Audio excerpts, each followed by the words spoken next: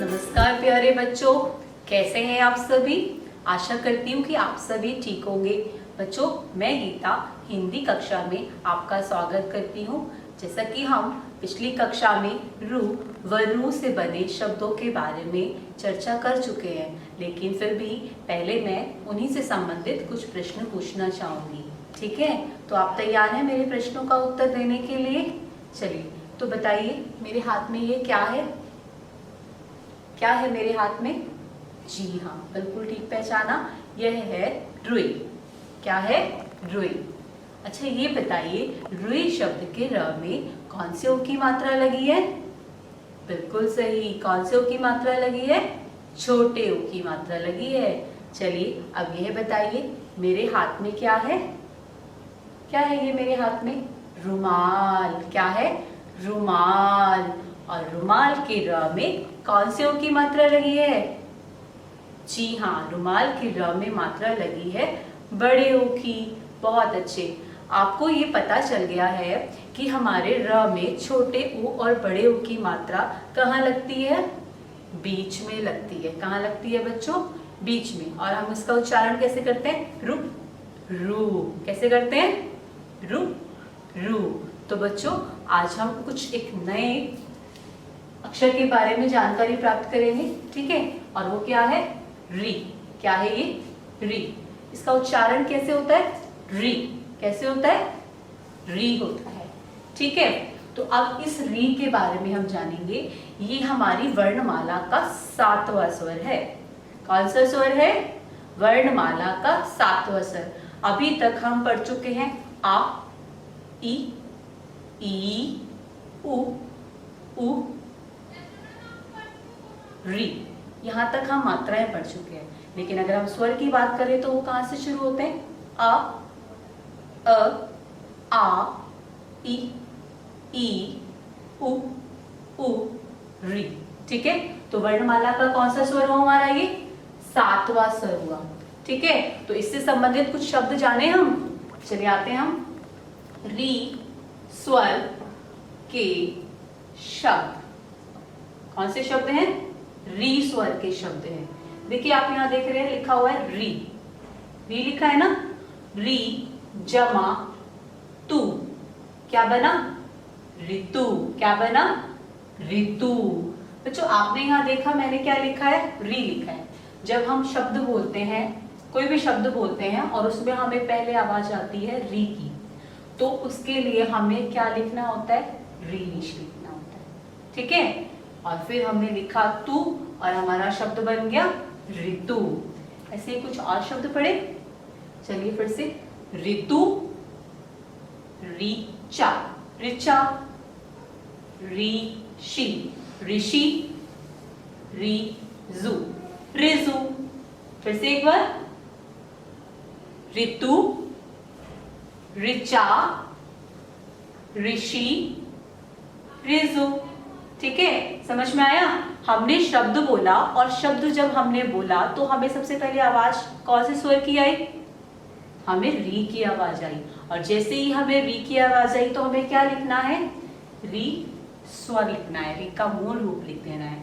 ठीक है, चलिए आगे बढ़ते हैं।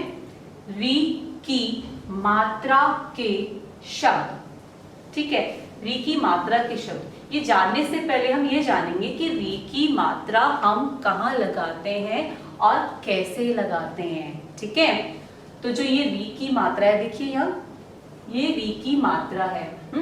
और ये कैसे इंग्लिश लेटर में आप सी लिखते हैं ना, सी के जैसी बनी हुई है बिल्कुल। आपको ये कहाँ लगानी है? व्यंजन के नीचे लगानी है।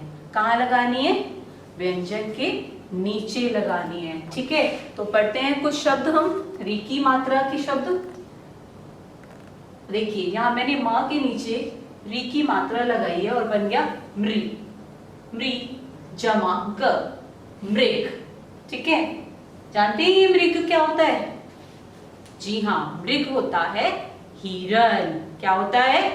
हिरन। बिल्कुल सही। देखिए आगे क्या लिखा है? वृक्ष, वृक्ष। क्या लिखा है? वृक्ष। वृक्ष क्या होता है? पेड़। वृक्ष होता है पेड़। फिर है गृह ह, गृह, गृह घर, गृह का मतलब घर। तृण, तृण, तृण घास, तृण का मतलब होता है घास। मातृ, मातृ, मातृ मतलब माता, माँ। ठीक है, एक बार फिर से इनको पढ़ते हैं, चलिए मेरे साथ फिर से पढ़ेंगे हम। वृक्ष, गृह, तृण, मातृ। आया समझ में आपको? बच्चों आपने देखा कि जब हमने यहाँ बोला री, और यहाँ भी आपको आवाज आई री की, लेकिन यहाँ जब हमने शब्द बोला ऋतु, तो आपको आवाज जो री की आ रही है वो शब्द में पहले आ रही है, सबसे पहले आवाज आ रही है। और जब हमें सबसे पहले री की आवाज आ रही है तो हम वहां पर री का मूल रूप लिख रहे हैं, ऋषि। ठीक है, और यहाँ जब हमारे पास एक शब्द है मृग, तो आपने देखा कि आपको जो आवाज आ रही है वो म के बाद आ रही है ना, व्यंजन के बाद आ रही है। और जब हमें बाद में आवाज आती है तो फिर हमें री का मूल रूप नहीं लिखना है, फिर हमें री की मात्रा लगानी है। ठीक है, फिर हमें क्या लगानी है? री की मात्रा लगानी है। तो ऐसे आपको समझ में आ जाएगा कि हमें कब तो री ऋषि लिखना है, री का मूल रूप लिखना है, और कब हमें री की मात्रा लगानी है।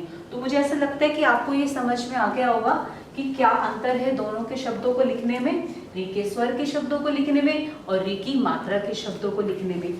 तो अगर आपको अच्छे से समझ में आ गया तो इससे संबंधित मैं कुछ आपको शब्द बोलने जा रही हूँ। ठीक है, आप सोच रहे होंगे कि मैम ने अभी तो पढ़ाया है और अभी अभी शब्द बोल रही हैं, लेकिन बच्चों ये बहुत आसान है, इसको आप कठिन मत समझिए, ये बहुत आसान है। मैंने आपको जो बातें बोली हैं उनको ध्यान रखना है आपको। ठीक है, ध्यान क्या रखना है? जब आपको शब्द में री की आवाज आएगी तो आपको री का मूल रूप लिखना है। बाकी आप मात्राएं पहले भी पढ़ चुके हैं ना। और जब मैं बोलूंगी, मान लीजिए मैं मृग शब्द बोलूंगी, मृग, तो आपको पहले किसकी आवाज आ रही है? म की, और फिर बाद में आपको री की आवाज आ रही है। जब आपको बाद में री की आवाज आ रही है तो आपको फिर री का मूल रूप नहीं लिखना है। क्या लिखना है? री की मात्रा लगानी है व्यंजन के नीचे। और कैसी है वो मात्रा? इंग्लिश लेटर सी के जैसी। ठीक है, तो चलिए बच्चों, तो अब मैं कुछ शब्द बोलने वाली हूँ। ठीक है, और उन शब्दों को आपको लिखना है। आपको उसके लिए ध्यान से सुनना होगा। तो सबसे पहले आपको निकालनी है अपनी कॉपी और अपना पेंसिल इरेजर। ठीक है, तो जल्दी से निकालिए फिर। हाँ जी, निकाल लिया? चलिए ठीक है, तो सबसे पहले आपको लिखना है री चा, रिचा। लिखिए, फिर से बोलूं, री चा, रिचा। ठीक है, अगला बोले। चलिए, अगला है हमारा नृप, नृप। लिखिए, नृप, नृप। लिख दिया? ठीक है, आगे बढ़ते हैं। अगला लिखेंगे ऋण, ऋण, ऋण, ऋण। डन? चलिए आगे चलते हैं। अब हमारा आखिरी शब्द है वो है कृषक, कृषक। फिर से कृषक, कृषक।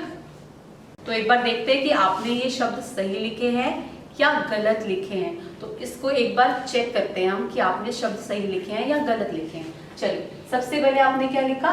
ऋचा। ठीक है, तो आपने ऋचा कैसे लिखा ये देखते हैं। क्या आपने ऋचा ऐसे लिखा? ऋचा, ऋचा लिखा ऐसे? ठीक है, चलिए आगे बढ़ते हैं, फिर एक बार देखेंगे हम इसको। ऋचा के बाद आपने लिखा नृप। ठीक है, नृप, न की आवाज आई पहले, उसके बाद हमें आवाज आ रही है री की। तो जब बाद में आवाज आ रही है तो हमने मात्रा लगा दी री की और फिर लिखा प, नृप। ठीक है, फिर अगला हमने क्या शब्द बोला? ऋण। ठीक है, तो अब हम लिखते हैं ऋण। री की आवाज आ रही है, सबसे पहले री की आवाज आ रही है तो हमने लिख दिया री, और फिर हमारे को आवाज आ रही है ण की तो हमने लिखा ऋण। ठीक है, सबसे लास्ट में मैंने क्या बोला बताइए? कृषक, कृषक। ठीक है, तो अब हम यहाँ लिखेंगे कृषक। क के बाद आवाज आ रही है हमें री की, तो क्या हमें री ऋषि लिखना चाहिए यहाँ? नहीं, हमें क्या लिखना चाहिए? री की मात्रा इस व्यंजन के नीचे। बिल्कुल सही। कृषक, कृषक। अब आप देखिए कि आपने सही लिखे हैं ये शब्द या गलत लिखे हैं। ठीक है, जब हमें आवाज री की पहले आई तो हमने री ऋषि लिख दिया, री का मूल रूप लिख दिया। और जब हमें री की आवाज बाद में आई है ना, तो हमने फिर क्या लिखा? हमने री की मात्रा लिखी। व्यंजन के बाद में आई ना आपको आवाज, तो आपने मात्रा कहाँ लिखी? व्यंजन के नीचे लगा दी। ठीक है, तो आशा करती हूँ बच्चों आपको आज तक का ये जो विषय हमारा री की मात्रा का वो बहुत अच्छे से समझ में आया होगा। और मैं उम्मीद करती हूँ कि आप री की मात्रा व री स्वर के जितने भी हमारे शब्द हैं उनसे संबंधित आप अभ्यास कार्य जरूर करेंगे। ठीक है, और अब तक मेरे साथ जुड़े रहें।